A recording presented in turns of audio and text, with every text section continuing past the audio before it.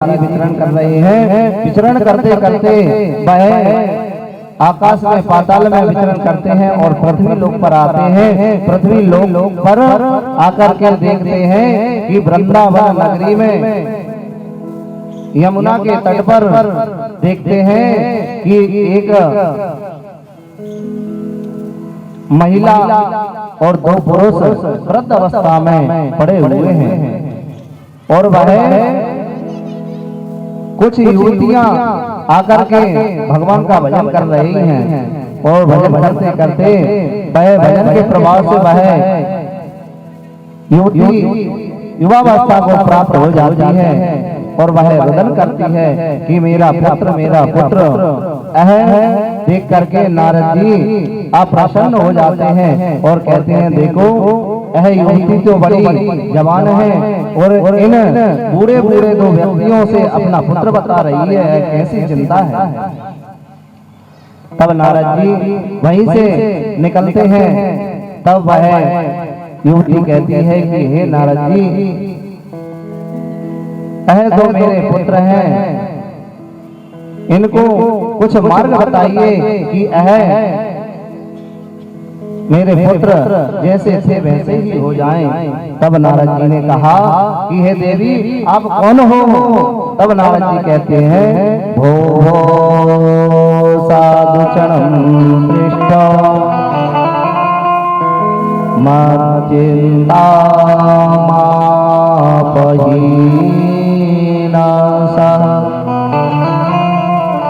दर्शनम तव लोकस्य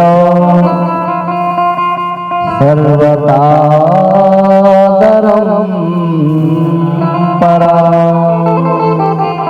तब नारद जी कहते हैं देवी आप कौन हो और कहां से आई हो, आपका कहां जन्म हुआ है और मुझको आप कैसे जानती हो, मुझे बताइए। तब वह युवती कहती है कि हे मुनि श्रेष्ठ मैं आपको प्रणाम करती हूँ, मेरा नाम भक्ति है और मेरा जन्म द्रविड़ देश में हुआ है, कर्नाटक में मेरा परिपालन हुआ है, गुजरात में आकर के मैं वृद्ध हो गई, पर वृंदावन में आकर के मैं मेरी अवस्था ठीक हो गई, पर यह मेरे दो पुत्र हैं वह वृद्धावस्था को प्राप्त हो गए हैं, ज्ञान और वैराग्य। अब मुझे कोई मार्ग बताइए कि है मेरे दो पुत्र हैं ज्ञान और वैराग्य, इनको युवावस्था में प्राप्त कैसे किया जाए, क्योंकि महाराज संसार में थोड़ी बहुत भक्ति है तो भक्ति के कारण मैं जीवित हूँ, पर ज्ञान किसी में नहीं है, वैराग्य किसी में नहीं है। यदि आप हर गली में हर मोहल्ले में कहीं भी जाते हैं तो आपसे ज्ञानवान वहां खड़ा हुआ है, आप किसी को बताएंगे कि पूजा करना चाहिए तो वह ज्ञानी चंद आपसे कहेंगे कि हमको पता है कैसे करना चाहिए, वह आपको भी ज्ञान की बात बता देते हैं। और यदि आपने कहा कि देखो कलश यात्रा में चप्पल नहीं पहनना चाहिए, नंगे पैर जाना चाहिए, तो वह व्यक्ति कहेगा हमको पता है खड़ाऊ पहन के चलना चाहिए। मतलब आप किसी को ज्ञान देंगे तो आपसे तर्क वितर्क करके वह ज्ञानी चंद आपको कुछ ज्ञान देकर ही जाएंगे, क्योंकि कोई सोचता है कि मैं इससे नीचा रहूं और ज्ञान किसी को है भी नहीं।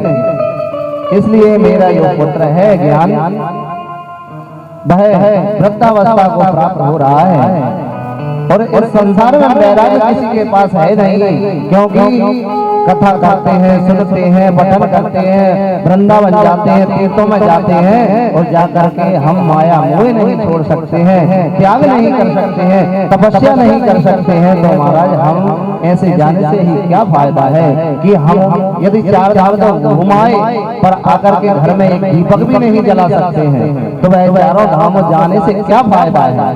कभी मंदिर में झाड़ू नहीं लगा सकते हैं, कभी मंदिर में भगवान के दर्शन करने के लिए ही नहीं जाते हैं। यदि आप चारों धाम में भी फिर आओ तो वैसे चारों धामों से क्या मतलब है, आपका क्या कारण है, आप वैराग्य बन ही नहीं सकते हैं। तब वह भक्ति देवी नारद जी से कहती है कि महाराज नारद जी हे मुनि श्रेष्ठ मुझे कोई ऐसा उपाय बताइए कि मेरे ज्ञान और वैराग्य पुनः युवावस्था को प्राप्त हो जाए। तब महाराज नारद जी ने गीता सुनाई, पर गीता से कुछ भी ना हुआ। बार बार चारों वेद का पाठन किया, पर नारद जी प्रयास कर करके थक जाते हैं। पर महाराज वह ज्ञान वैराग को कुछ भी नहीं होता है। और महाराज वह अप्रसन्न अवस्था में घूमते रहते हैं। और ठाकुर जी बड़ा ही प्रयास करते हैं चारों वेद सुनाने का, पर वह सुनाते हैं और कहते हैं इस संसार में कुछ भी नहीं है, केवल भगवान का जो मैंने आपको चारों वेदों में सुना दी है, गीता सुना दी है, जितना जितना मैं जानता था मैंने आपको सब सुना दिया है, पर उससे कुछ होने वाला नहीं है। तब बाबा तुलसीदास जी लिखते हैं रामचरितमानस में, क्या कलियुग केवल नाम आधार, कलियुग केवल नाम आधार,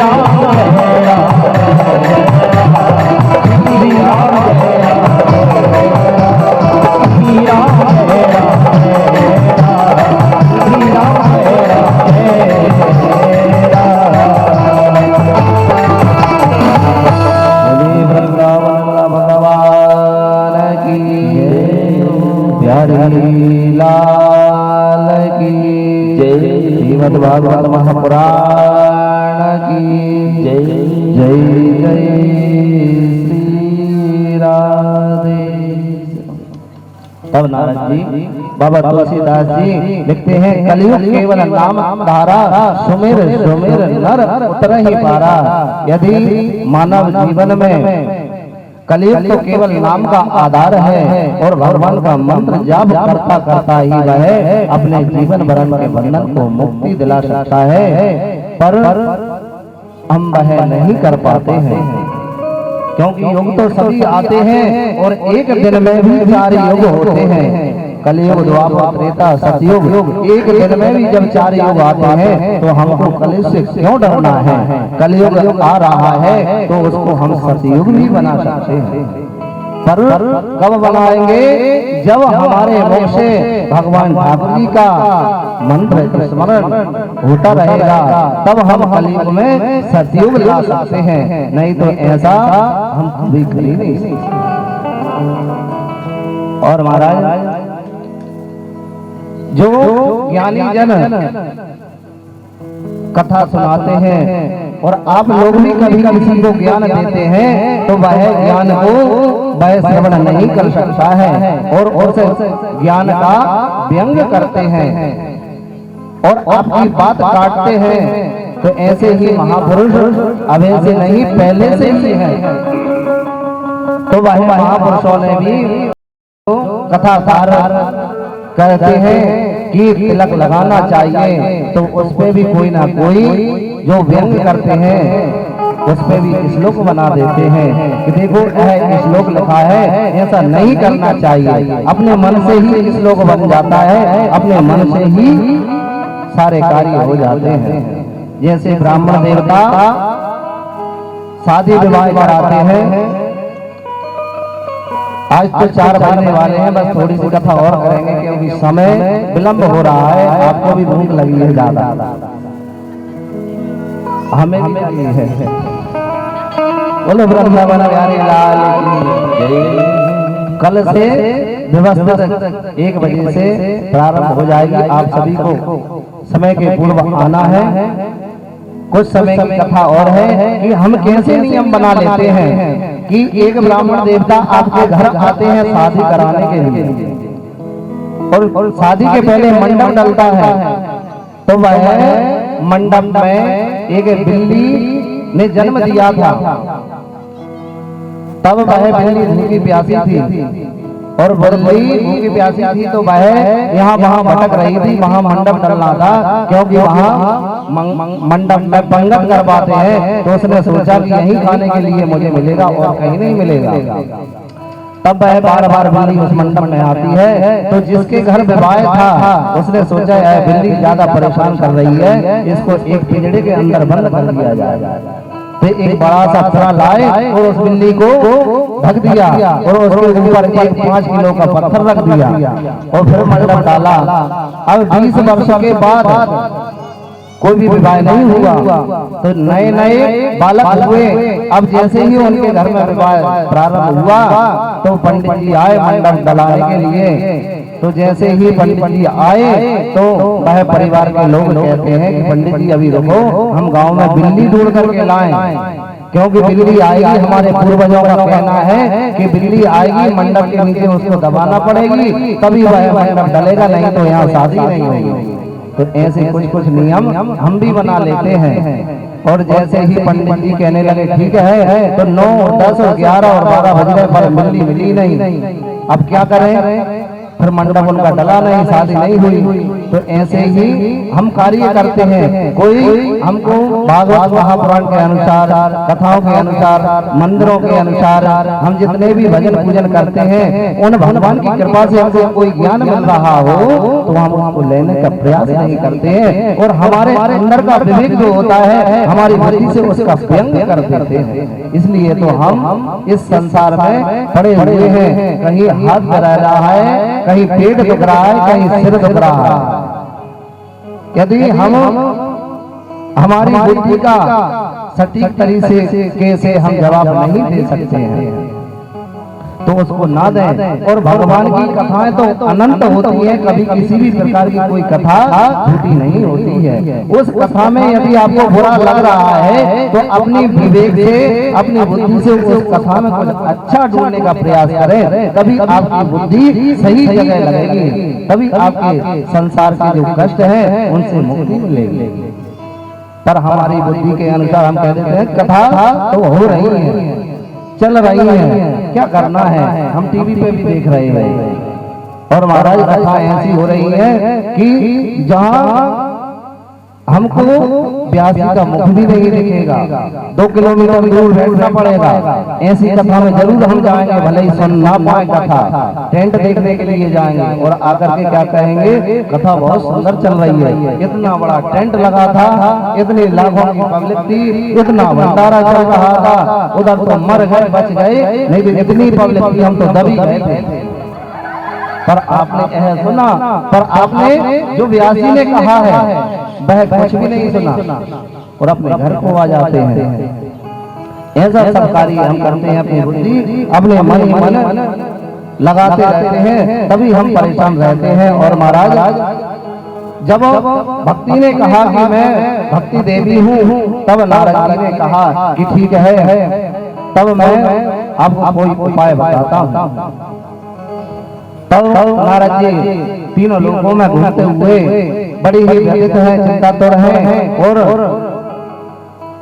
सोचते जा रहे हैं कि मैंने चारों वेद पुराण सुना दिए हैं, ज्ञान वैराग्य की कुछ भी तबीयत ठीक नहीं है, कुछ भी अवस्था ठीक नहीं है, अब मैं क्या करूं? मैंने गीता जी का भी पाठ सुना दिया है, पर मैं क्या करूं? ऐसे ही आकाश मंडल में नारद जी जाते हैं, तभी वहां पर उसी समय सनक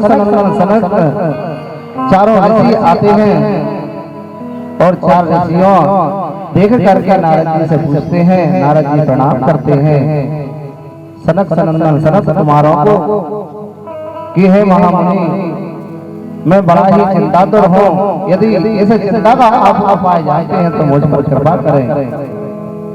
तब चारों मुनियों ने कहा कि नारद जी आपको क्या चिंतातुर है, क्यों चिंतातुर हो रहे हो, उस चिंता को छोड़ दो।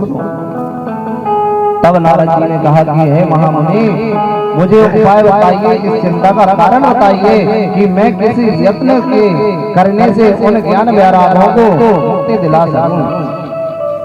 तब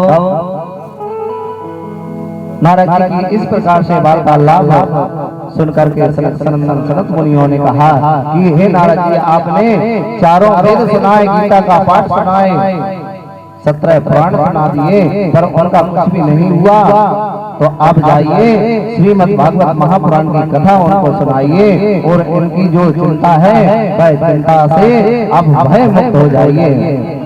तब महाराज नारद जी आते हैं और जैसे ही महापुराण की कथा सुनाते हैं, वैसे ही महाराज जैसे ही एक दिन होता है, तब वह उनकी तबीयत में सुधार आ जाता है और वे धीरे धीरे महाराज व्यवस्थित होने लगते हैं। और जैसे ही दूसरा तीसरा चौथा दिन आता है तो आधे उनकी तबीयत ठीक हो जाती है, वह आधे बूढ़े से युवावस्था को प्राप्त हो जाते हैं। जैसे ही महाराज 6वां 7वां दिन होता है तो वह ज्ञान वैराग्य युवावस्था को प्राप्त हो जाते हैं और उठ करके नाचने लगते हैं और भक्ति देवी भी उनके साथ नाचने लगती है। और जैसे ही 7वां दिन होता है तो ठाकुर जी अपने चतुर्भुजी में आकर के ज्ञान वैराग्य और नारद जी और भक्ति देवी को दर्शन देते हैं। आइए महाराज, हम भी भक्ति देवी और ज्ञान वैराग्य के साथ में उन चतुर्भुजी भगवान ठाकुर जी का स्मरण करें, उनके दर्शन करें। बोलो वृंदावन बिहारी लाल।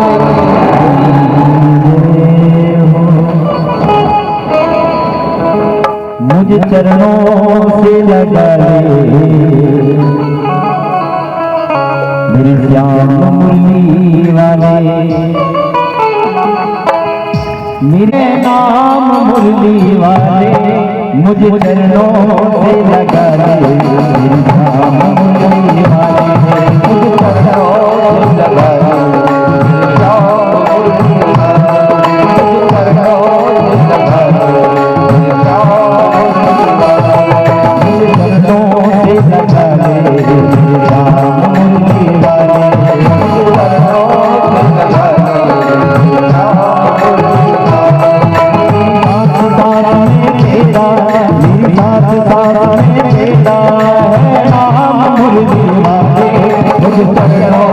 लगा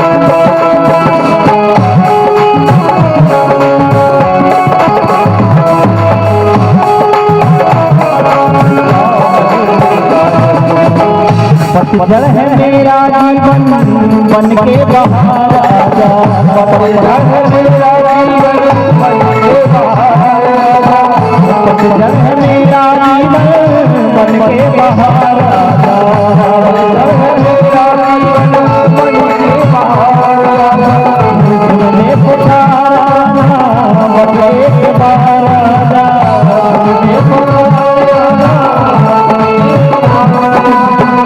तुमने पुकारा बस एक बार आजा, तुमने पुकारा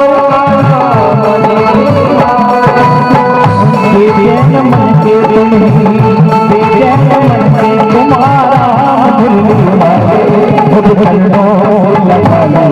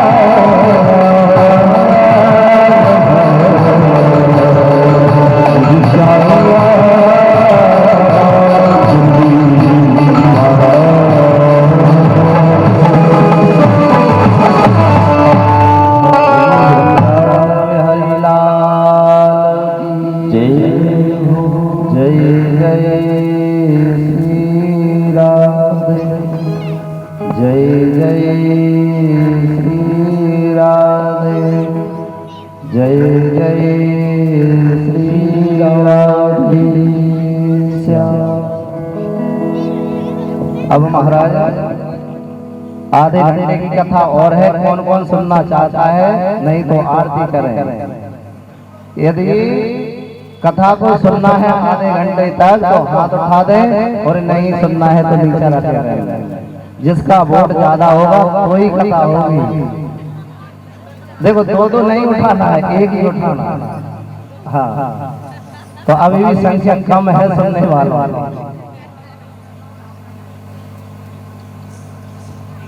तब भी थोड़ी सी कथा करने के पश्चात एक भजन करने के पश्चात आरती करेंगे।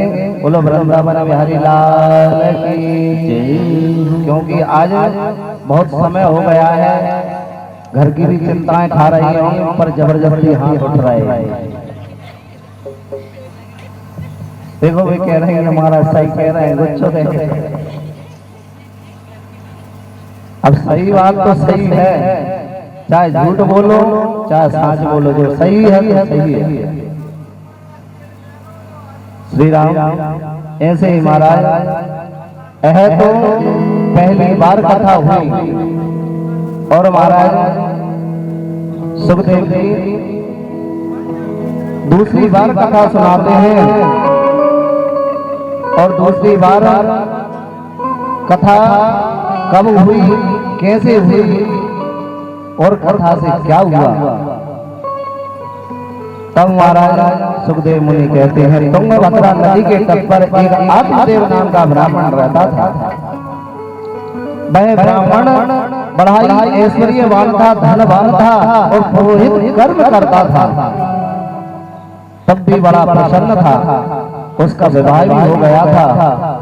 दूर दूर उसकी चारों ओर ख्याति थी, बड़ा ही प्रसन्न था। पर समय पश्चात विवाह के पश्चात कुछ समय व्यतीत होते हैं, कुछ वर्ष निकल जाते हैं, पर उसके कोई संतान नहीं हुई। तो वह धीरे धीरे धीरे धीरे संतान का मोह में पड़ जाता है। और वह उसको ब्राह्मण देव को आत्मदेव को अंदर ही अंदर ग्लानि होने लगती है। और जहाँ भी वह आत्मदेव ब्राह्मण जाते और वहाँ के लोग उनसे कहते हैं कि पंडित जी आप सभी के यहाँ पूजन पाठ करते हैं पर आपके यहाँ तो कोई संतान नहीं है, आपका तो मुंह देखने का भी धर्म नहीं है। ऐसे ऐसे व्यंग उन आत्मदेव ब्राह्मणों को सुनने को मिलते थे।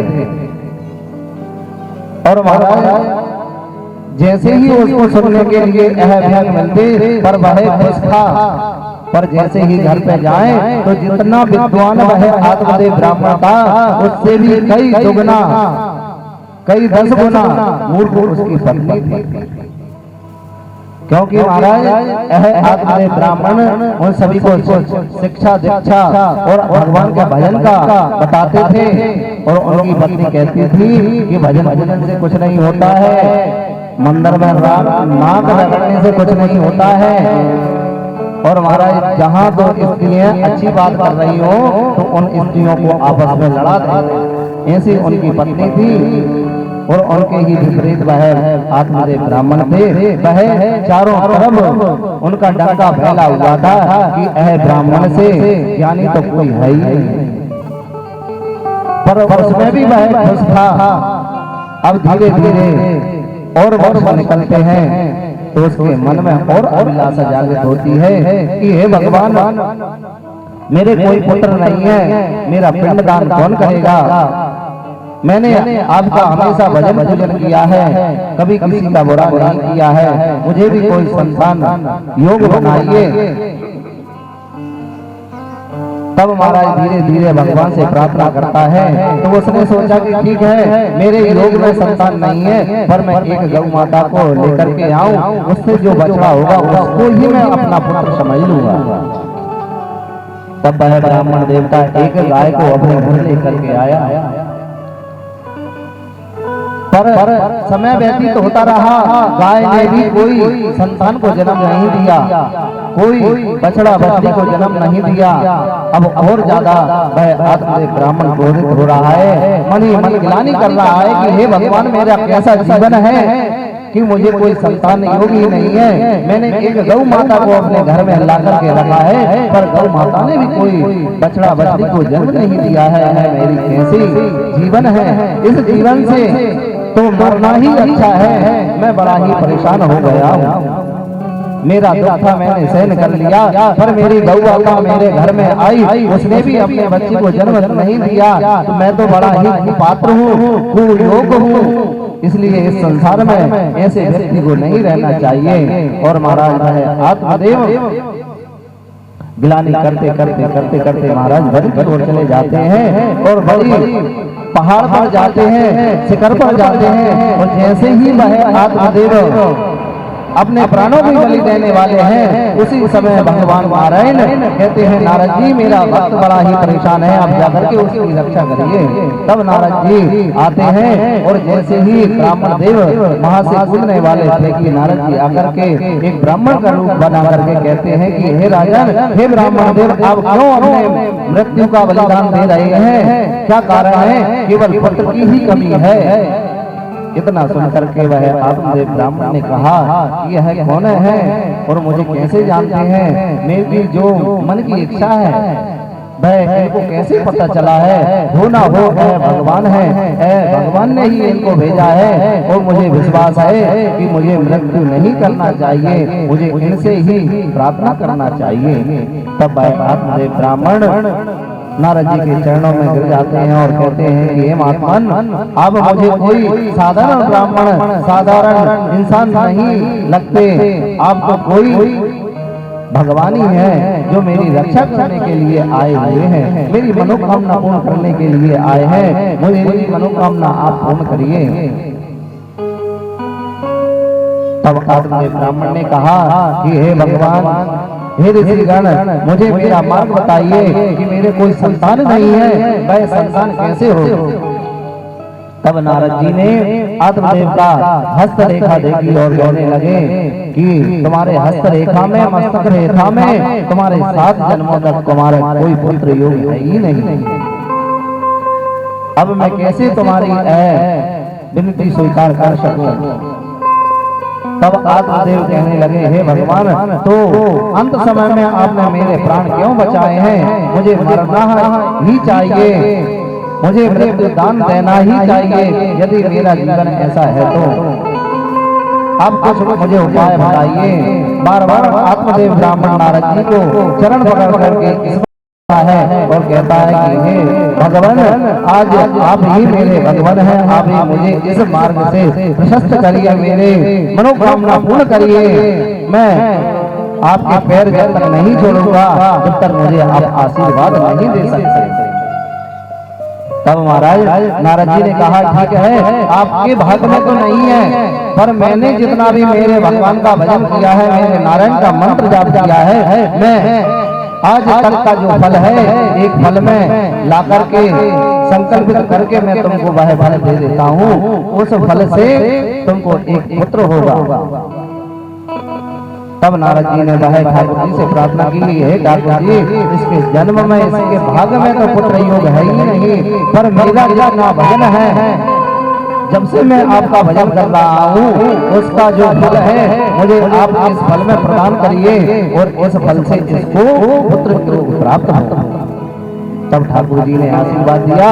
नारद जी ने ब्राह्मण देव को एक फल दिया और वह फल ले जाकर के आया और कहा अपनी पत्नी धुंधली से, कहा कि एक ब्राह्मण देव ने मुझे यह फल दिया है और इससे हमको पुत्र की प्राप्ति होगी, यह फल तुम जाकर के खा लेना, जिससे हमको पुत्र की प्राप्ति होगी। तब महाराज दंडकारी ने कहा कि यदि मैंने यह फल खाया तो मेरा पेट दुखेगा, मेरा पेट बढ़ेगा और मेरा सौंदर्य चला जाएगा, मुझे फल खाना नहीं है। और महाराज वह फल ले जाकर के वह गौ माता की गलिया में डाल दिया और गौ माता ने वह फल को खा लिया। अब जैसे ही महाराज कुछ समय व्यतीत होता रहा, आत्मदेव ब्राह्मण ने कहा कि देवी तुमने फल खाया? तो धुंधली ने बताया कि हाँ स्वामी, मैंने फल खा लिया। और महाराज धीरे धीरे समय व्यतीत होता रहा तो वह गर्भवती होना नाटक करना आरंभ कर दिया कि मैं गर्भवती हूँ, और धीरे धीरे पेट अपना किसी से भी वस्त्र से फुलाने का प्रयास कर रही है। और वहाँ पर जैसे ही गौ माता ने वह फल खाया तो वह भी गर्भवती हो गई और धीरे धीरे धीरे धीरे महाराज समय व्यतीत होता रहा।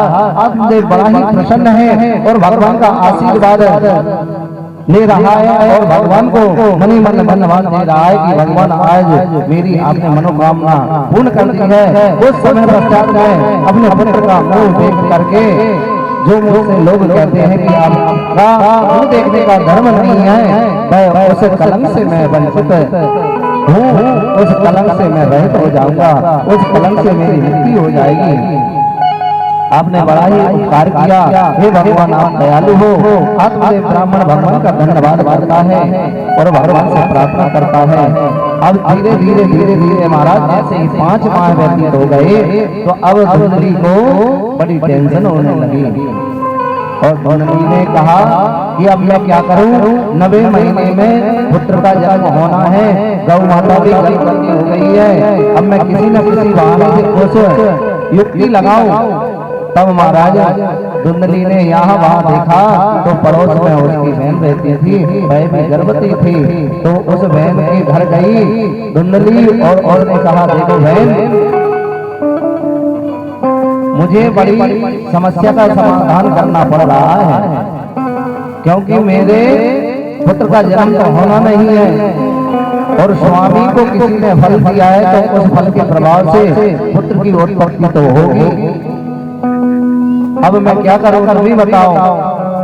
तब उस बहन ने कहा कि देवी देखो, जो मेरे पेट में गर्भ है उसको तुम ले लेना, पर इसके बदले में मुझे धन की आवश्यकता लगेगी तो मुझे मेरे मन की इच्छा के अनुसार मुझे धन दे देना। तब धुंधली ने कहा ठीक है, क्योंकि महाराज आत्मदेव ब्राह्मण के घर तो पैसों की कमी थी नहीं। तब धुंधली ने कहा ठीक है बहन, तुमको मुंह मांगा जो धन लोगे मैं तुमको दूंगी, पर तुम्हारा यह बालक है वह मुझको दे देना और किसी को जानकारी ना रहे, ऐसा करना। तब महाराज दोनों की वार्तालाप हो जाती है। धीरे धीरे 8-9 माह हो जाते हैं। जैसे ही 9 माह पूर्ण होते हैं, धुंधली ने भी अपना पेट बढ़ाना शुरू कर दिया, कपड़े बांध लिए। और जैसे ही धुंधली जो थी उनके पेट में बच्चा था, उन्होंने मन ही मन सोच लिया कि मेरा पुत्र जो होगा, मेरा जन्म हुआ है तो मैं भी अपने पुत्र का नाम मेरे नाम पर ही रखूंगी। ऐसा सोचते सोचते आत्मदेव ब्राह्मण कई दिनों के लिए हवन पूजन करने के लिए गांव से बाहर गए हुए थे। और जैसे ही 9वां महीना हुआ तो यहाँ आत्मदेव ब्राह्मण की पत्नी के यहाँ एक बालक का जन्म हुआ। कैसे?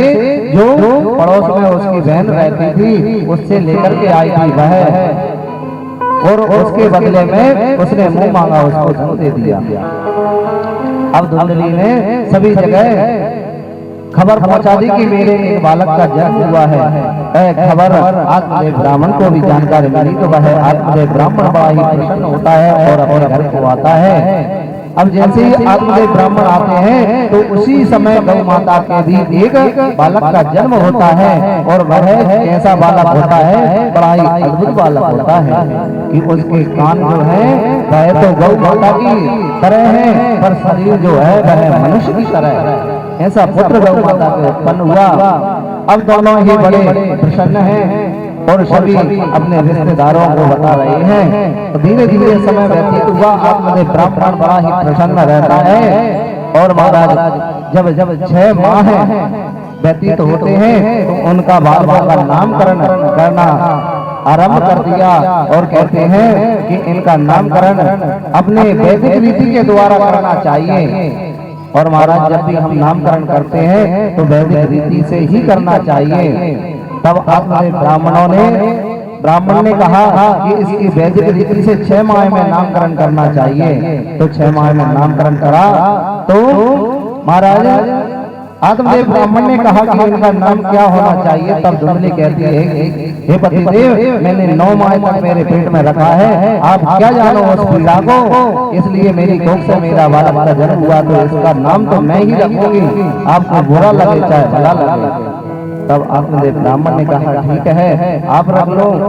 तब धुंधली ने अपने नाम पर ही उस बालक का नाम धुंधकारी रख दिया। और वहां पर महाराज जो गौ माता से जो बालक उत्पन्न हुआ था उसका गोकर्ण नाम रख दिया आत्मदेव ब्राह्मण ने। अब धीरे धीरे धीरे धीरे समय व्यतीत होता है, बालक बड़े होते हैं। और जैसे ही बालक बड़े होते हैं तो जो धुंधकारी था तो वह धीरे धीरे माता पिता की भी नहीं सुनता है, पढ़ाई करने के लिए भी नहीं जाता है। और जितने भी बुरे कार्य होते हैं सब करने लगता है। माता पिता में भी बात सुनता नहीं है, लात मारता है, उठा पटक करता है, यहाँ के बर्तन तोड़ता है, यहाँ के बर्तन तोड़ता है। ऐसा सब धुंधकारी कर रहा है। और ऐसा सब गोकर्णी जी देख करके पिताजी से कहा कि पिताजी मुझे किसी आश्रम में जाना चाहिए, गुरुकुल में जाना चाहिए, आज मुझे बड़ा ही दुख हो रहा है, आप मुझे किसी गुरुकुल में छोड़ करके आइए, मुझे विद्या अध्ययन करना है। तब आत्मदेव ब्राह्मण ने गोकर्ण जी को वाराणसी में गुरुकुल में उनका पठन पाठन करवाया। और पठन पाठन करवाने के पश्चात वह अपने घर आ जाते हैं। तब धुंधकारी जी कहते हैं कि पिताजी आप घर में ना रहिए। गोकर्ण जी कहते हैं कि पिताजी अब उस घर में ना रहिए और आपको भी भगवान के भजन में वन की ओर जाना चाहिए। तब वह गोकर्ण की वार्तालाप सुन करके आत्मदेव ब्राह्मण भी भगवान के भजन के लिए वन की ओर चले जाते हैं। अब यहाँ धुंधकारी धीरे धीरे बड़ा होता है और अपनी माता को ही मानने लग जाता है। धीरे धीरे अपने नगर में निकलता है तो एक दाम्पत्य जीवन को भोग करते देखा, उसने गलत कार्य करते देखा तो वह बुराई उसके मन में बस जाती है और वह आकर के बुरा कार्य करने लगता है। चोरी, डकैती, जुआ, शराब, जितने भी बुरे कार्य होते हैं वह धुंधकारी करने लगता है। अब जैसे ही जुआ खेलता है, शराब पीता है तो उसके पास पैसे नहीं रहते हैं तो अपनी माँ से धुंधली से कहता है, माँ मुझे पैसा दो, मुझे जुआ खेलने के लिए जाना है, मुझे दारू पीने के लिए जाना है।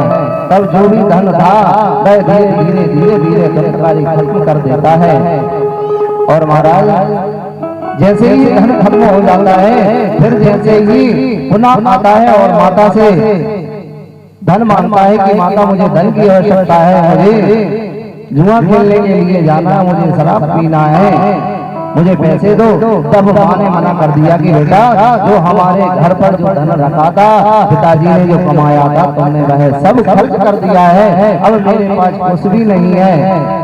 तो वह धुंधकारी अपनी माँ के गहने लेकर के बेच करके जुआ खेल जाता है, गलत कार्य करता रहता है। फिर पुनः ऐसा ही दिन आता है, फिर माता से कहता है कि माता मुझे पैसों की आवश्यकता है, फिर माता मना कर देती है।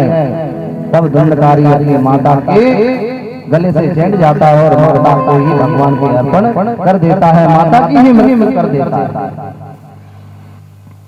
ऐसा धुंधकारी जी अपने माता का प्राण ले लेते हैं। अब धुंधकारी के घर में केवल धुंधकारी ही बचे हैं। अब वह बड़ी बड़ी चोरियां करने लगते हैं और जैसे ही बड़ी बड़ी चोरियां करने लगते हैं तो धन चुरा लाते हैं और वहां पर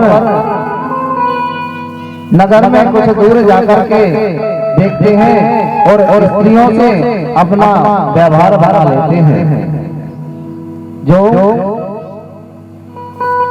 बुरी स्त्रियां होती हैं, गलत स्त्रियां होती हैं, उनसे अपना व्यवहार बना लेते हैं धुंधकारी और उनको अपने घर लेकर के आ जाते हैं।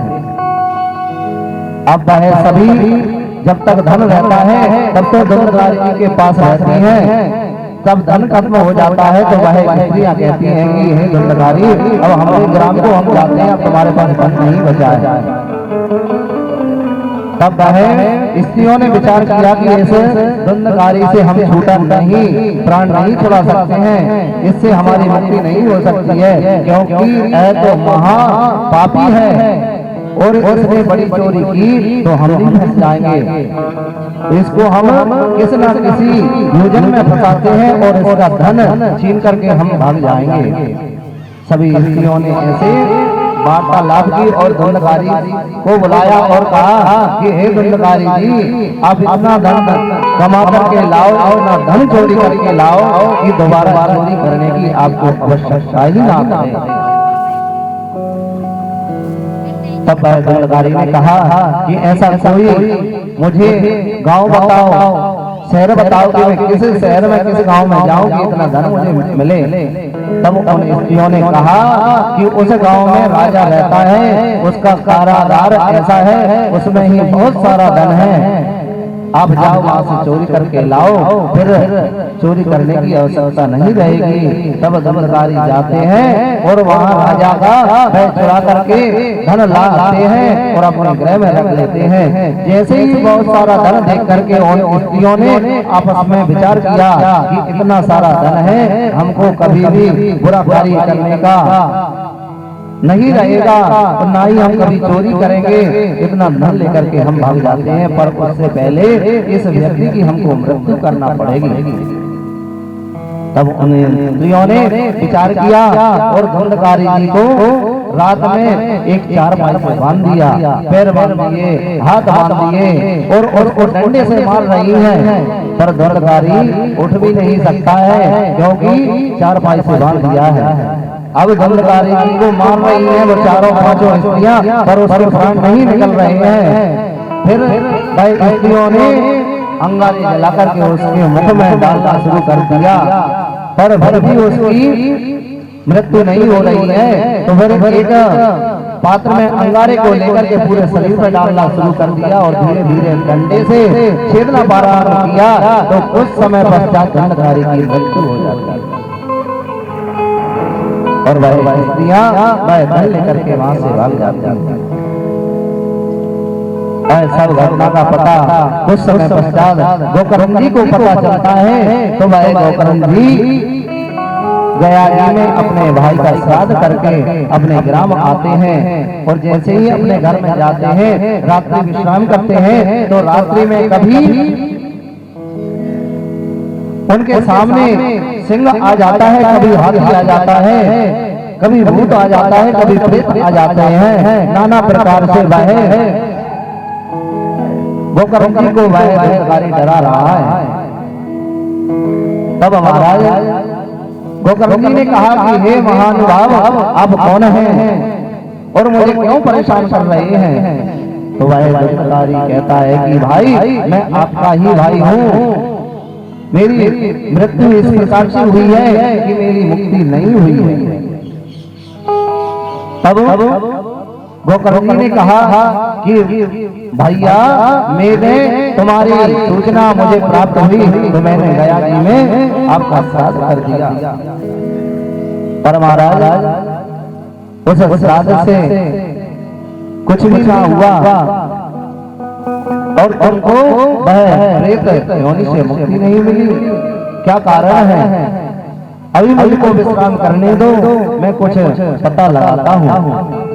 तब जैसे ही महाराज उस रात व्यतीत हुआ और गोकर्ण जी भगवान सूर्य के उपासक थे, तो सूर्य भगवान को जल अर्पण करने के पश्चात गोकर्ण जी ने सूर्य भगवान से कहा कि हे भगवान, मेरे भाई की कैसे मुक्ति होगी, मुझे कोई उपाय बताइए। तब सूर्य नारायण भगवान ने आकाशवाणी की कि हे गोकर्ण जी, आपके भाई को श्रीमद् भागवत महापुराण की कथा सुनाएं, तब जाकर के उसकी प्रेत योनि से मुक्ति होगी और कोई दूसरा उपाय है ही नहीं।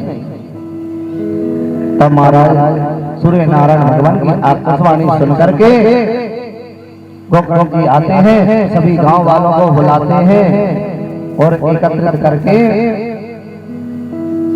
वह कथा का वाचन करते हैं और वह दंडधारी जी का आवाहन करते हैं और आवाहन करते हैं। तो जैसे ही आवाहन का मंत्र पढ़ते हैं तो वैसे ही दंडधारी आकर के एक बांस में आकर के विराजमान हो जाता है, क्योंकि आत्मा में कोई शरीर नहीं होता है, आत्मा तो केवल एक रूई की तरह होती है, वह कहीं बैठ नहीं सकती है, केवल बांस में ही वह दंडधारी अपनी आत्मा को बैठा देता है।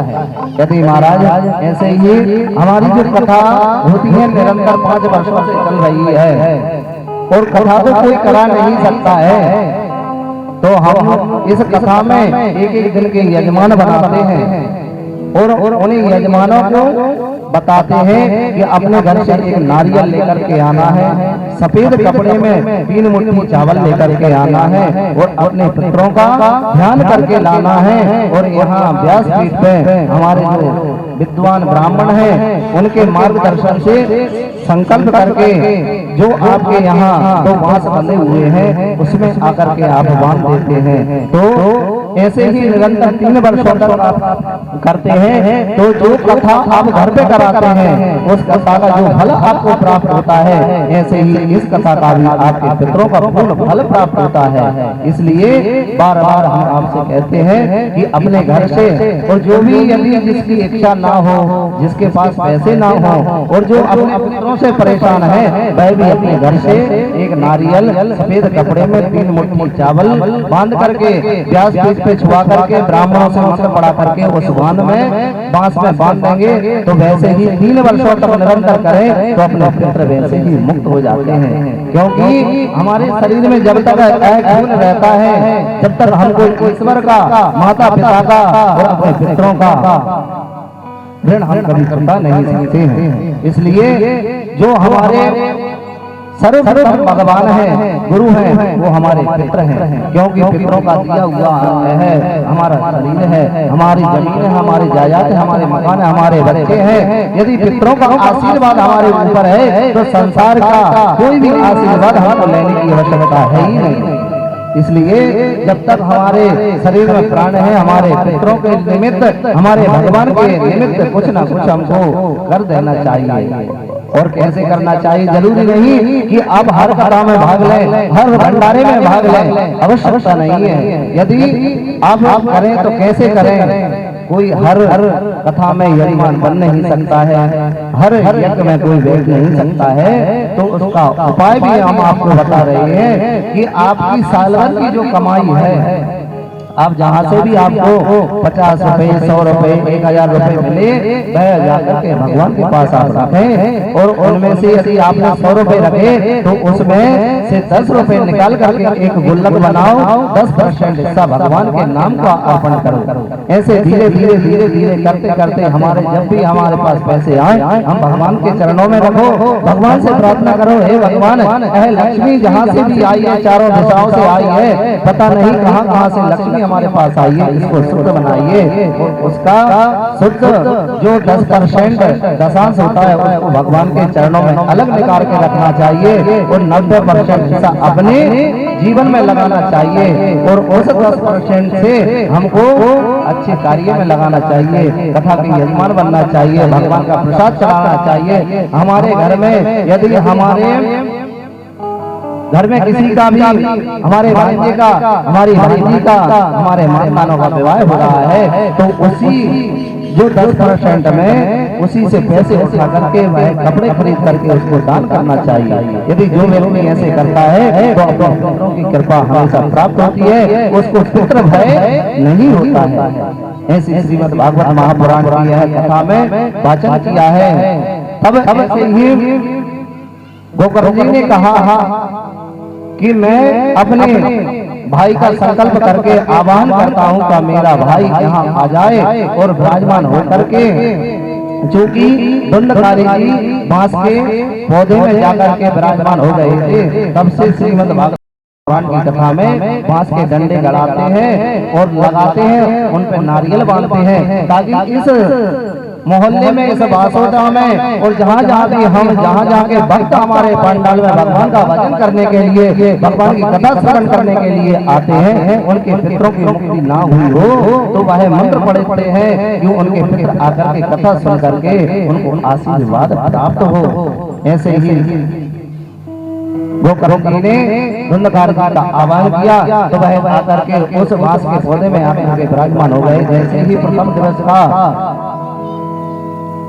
पूर्ण हुआ तो वह बांस की गठान चटकने लग जाती है। धीरे धीरे धीरे धीरे जैसे ही 7 दिन होते हैं तो वह बांस का जो पौधा होता है वह पूरा चटक जाता है और वहां से भगवान के दूत उस धुंधकारी को लेने के लिए आते हैं। और महाराज जैसे ही ठाकुर जी के दूतों को आता देखकर यम के दूत भाग जाते हैं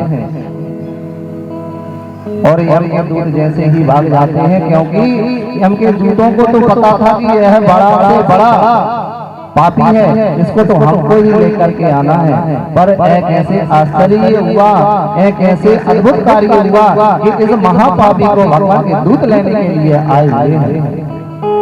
तब सभी ने देखा कि भगवान के पार्षद उस धुंधकारी को लेने के लिए आए हैं और धुंधकारी भगवान के धाम जा रहा है। तब सभी ने हाथ जोड़ करके प्रार्थना की कि भगवान धुंधकारी का मोक्ष हो गया, पर हमारी मनोकामना तो पूर्ण हुई ही नहीं। हमने तो कथा सुनाई भी है और हमने सुनी भी है, हमने कराई भी है, पर हमारा मोक्ष हुआ ही नहीं और उस ऐसे महा पापी का उद्धार हो गया है। कैसे संभव हुआ? तब आकाशवाणी हुई कि हे भक्तों, आप जिस प्रकार से मन के भाव बना करके जिस मनोकामना से जैसा नियम होता है वैसे नियम से आप भागवत महापुराण की कथा का वाचन करें, श्रवण करें और कराएं, तो जिस मनोकामना से जो नियम होते हैं उसके नियम के अनुसार आप कराते हैं तो जो आपके मन की इच्छा होगी वह ठाकुर जी पूर्ण कर देते हैं। ऐसी श्रीमद् भागवत महापुराण की कथा है। बोलो वृंदावन बिहारी लाल की। ऐसे ही महाराज आकाशवाणी सुनकर गोकर्ण जी ने सभी ग्रामवासी को दूसरे वर्ष आमंत्रित किया और कथा की। जिसकी मनोकामना जैसी थी 7वें दिन ठाकुर जी ने आकर के सभी को दर्शन दिए और सभी की मनोकामना पूर्ण की। तो आइए महाराज हम भी ठाकुर जी से प्रार्थना करते हैं कि भगवान जैसे भी हम कथा सुनते हैं आधी अधूरी, एक दिन, एक घंटा, एक घड़ी पर सुनते तो है, पर यदि आपकी कृपा ना होती तो हम कैसे सुन लेते। आपकी कृपा है तभी तो हम सुनते हैं और महाराज और ऐसे ही सुनते रहेंगे। तो आज जो व्यक्ति आए हैं तो कल कौन आने वाला नहीं है कि कथा किसी को समझ में आ रही हो। अच्छा, किन किन लोगों को कथा समझ में आ रही हो हाथ उठाओ। अच्छा, पीछे के व्यक्ति को नहीं आ रही, ठीक है। तब यह कथा आपको समझ में आ रही है, अच्छी बात है, सभी को आ रही है। अब इनमें से जो आज आए हैं भक्त भगवान के, कल कौन कौन आएगा और कौन कौन नहीं आएगा। अच्छा, कौन कौन नहीं आएगा वो हाथ उठाओ। अच्छा, सब लोग मतलब बिहारी जी की कृपा आपको आज से ही आरंभ हो गई और 7 दिनों में महाराज आप कथा तो सुने और सुन करके 7 दिनों में ऐसा प्रयास करें कि ठाकुर जी की असीम कृपा प्राप्त हो और 7 दिनों में ठाकुर जी आकर के हमारे घर में ही हमको दर्शन दें। पर कैसे होगा, एक दिन में होने वाला नहीं है, 2 दिन में भी नहीं है। यदि आप 7 दिनों की कथा सुनते हैं तभी ठाकुर जी आपको दर्शन देंगे और ठाकुर जी की कृपा होगी। अच्छा, ठाकुर जी के दर्शन करना है आप सभी को, यहाँ नहीं आपके घर, तो कथा सुनने के लिए आना ही पड़ेगा।